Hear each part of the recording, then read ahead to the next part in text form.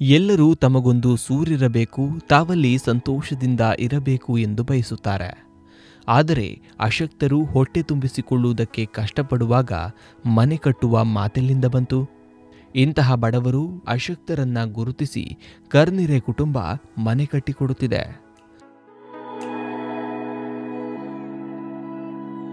ಮುಲ್ಕಿಯ ಬಳ್ಕುಂಜೆ ಬಳಿಯ ಕರ್ನಿರೆ ಗ್ರಾಮದ ದಿವಂಗತ ಸೈಯದ್ ಹಾಜಿಯವರು ಬಡವರಿಗೆ ಸೂರು ಒದಗಿಸಿದವರು.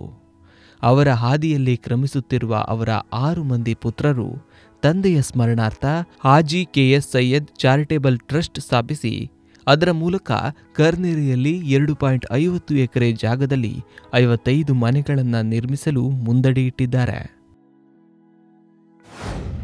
ನಮ್ಮ ತಂದೆಯವರಾದ ಹಾಜಿ ಕೆಎಸ್ ಸೈಯದ್ ಕರ್ನಿರೆಯವರು ಅವರು ಬದುಕಿರುವಾಗಲೇ ನೂರಾರು ಬಡ ಕುಟುಂಬದವರಿಗೆ, ನಿರ್ಗತಿಕರಿಗೆ ತುಂಬ ಮನೆಯನ್ನು ನಿರ್ಮಿಸಿಕೊಟ್ಟಿದ್ದರು.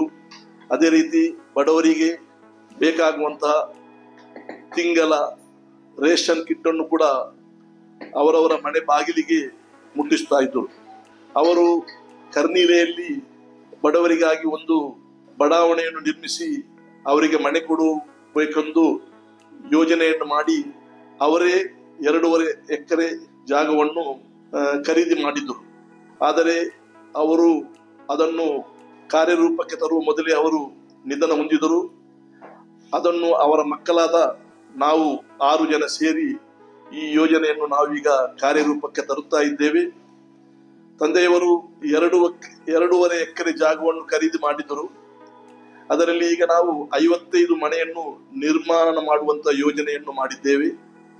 ಅದರಲ್ಲಿ ಈಗಾಗಲೇ 14 ಮನೆಗಳು ಆಗಿದೆ. ಅದನ್ನು ಬಡವರಿಗೆ, ನಿರ್ಗತಿಕರಿಗೆ, ವಿಧವೆಯವರಿಗೆ ಹಸ್ತಾಂತರ ಮಾಡಿದ್ದೇವೆ. ಈಗ ಡಿಸೆಂಬರ್ನಲ್ಲಿ ಇನ್ನೂ 13 ಮನೆ ಈಗ ರೆಡಿ ಆಗ್ತಾ ಇದೆ. ಅದನ್ನು ಕೂಡ ಹಸ್ತಾಂತರ ಮಾಡುತ್ತಾ ಇದ್ದೇವೆ.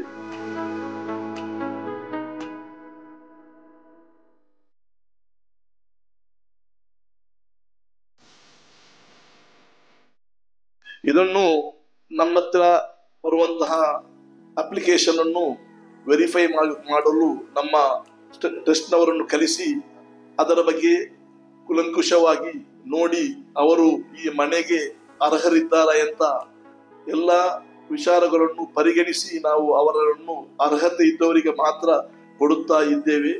ಅಂದರೆ ನಾವು ಇದನ್ನು ಕಡು ಬಡವರು, ನಿರ್ಗತಿಕರು, ವಿಧವೆಯವರು, ಯಾವುದೇ ಅವರಿಗೆ ಉತ್ಪಾದನೆ ಇಲ್ಲ, ಯಾವುದೇ ಹಣಕಾಸಿನ ವ್ಯವಸ್ಥೆ ಇಲ್ಲದಂತಹ ಕುಟುಂಬವನ್ನು ಮಾತ್ರ ನಾವು ಆಯ್ಕೆ ಮಾಡ್ತಾ ಇದ್ದೇವೆ.